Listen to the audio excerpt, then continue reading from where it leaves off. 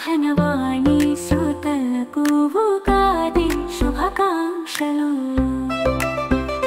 మీకు శుభము మంగళము కలుగుగాక అని కోరుకునే మీ మోహనవాణి.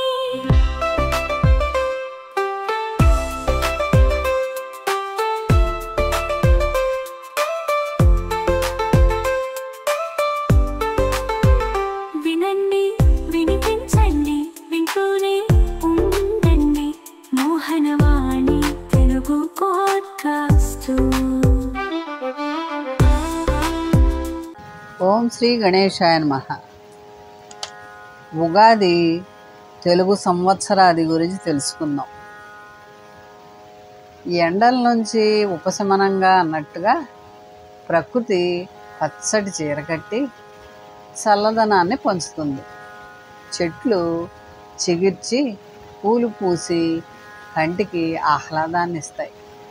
గున్నమామి గుబురుల్లో చేరి మావి పూతలు తిని కోయిలలు కుహూ కుహూ రావాలు చేస్తూ చెవులకు ఇంపు కలిగిస్తాయి.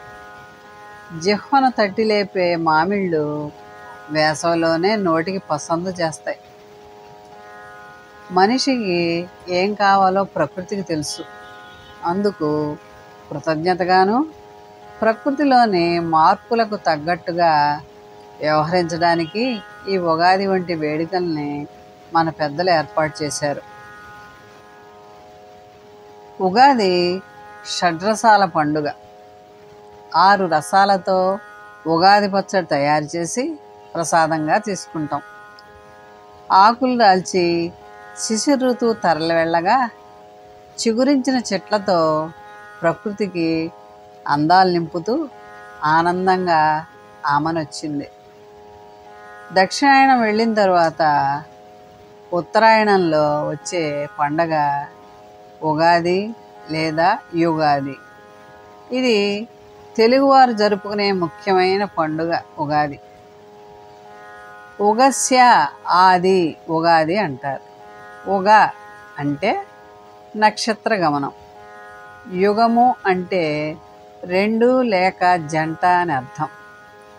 తెలుగు నెలలో మొదటి నెల చైత్రమాసంలో మొదటిదైన పాడ్యమి రోజు అశ్వని నక్షత్రంలో అప్పుడే వచ్చిన కొత్త మామిడి, వేపపూత, చెరకు, చింతపండు, లవణం, మిరియాలు అన్నీ కలగలిపిన షడ్రుచుల ప్రసాదం పండుగ ప్రత్యేకత.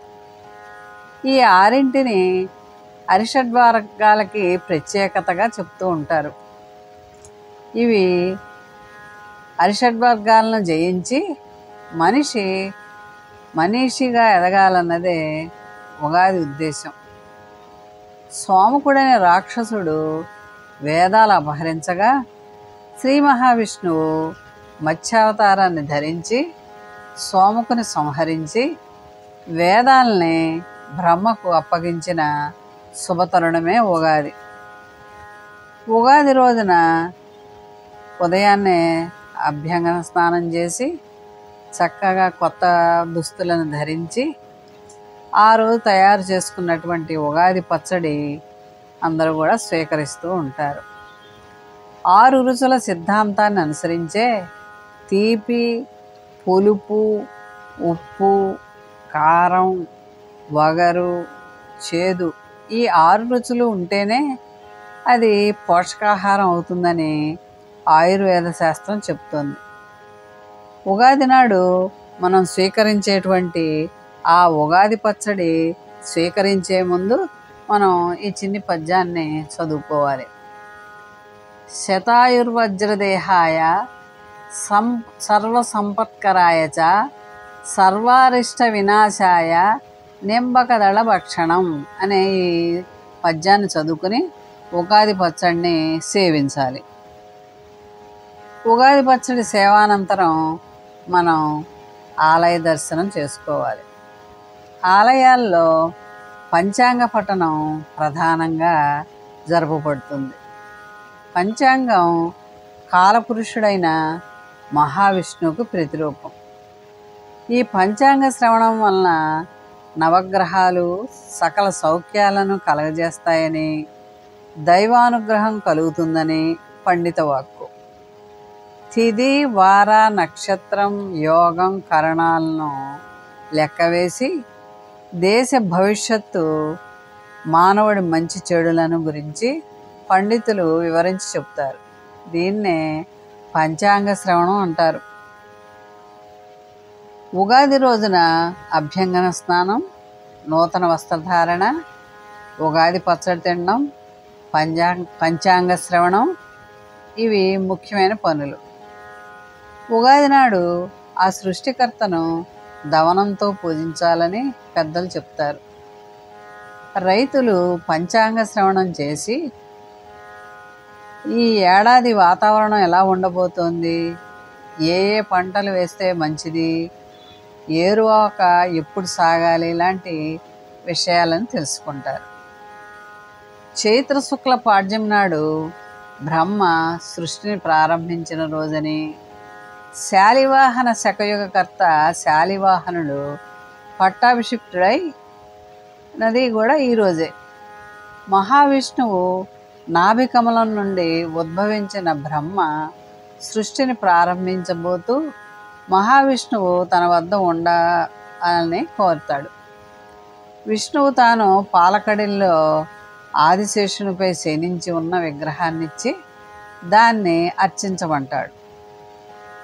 ఆ తరువాత అది సూర్యుని వద్దకు అంచెలంచెలుగా చివరకు సూర్యవంశం వాడైన శ్రీరామచంద్రుని వద్దకు చేరింది.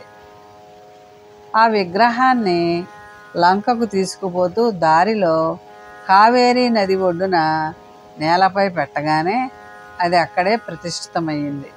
అదే శ్రీరంగనాథుడు వెలసిన శ్రీరంగ క్షేత్రం. ఆ రోజు చైత్ర శుక్ల పాడ్యమి. ఇన్ని ప్రత్యేకతలను సంతరించుకున్న ఉగాది అత్యంత ముఖ్యమైన తొలి పండుగ. భవిష్యత్తు ఆశల తీపితో చేదు అనుభవాలను మేళవింపజేసి, అభిరుచుల వగరుతో పొత్తు కలిపి, కఠిన నియమాల ప్రవర్తనల కారాన్ని చేర్చి, చింత పులుపుతో రంగరించి, వింత వింత పోకడల ఉత్పాతాల ఉప్పుతో నిగూఢపరచి, పరమార్థ తత్వాన్ని చూపించి, జీవితానికి సాధక్యాన్ని కలిగింపచేసేదే ఉగాది.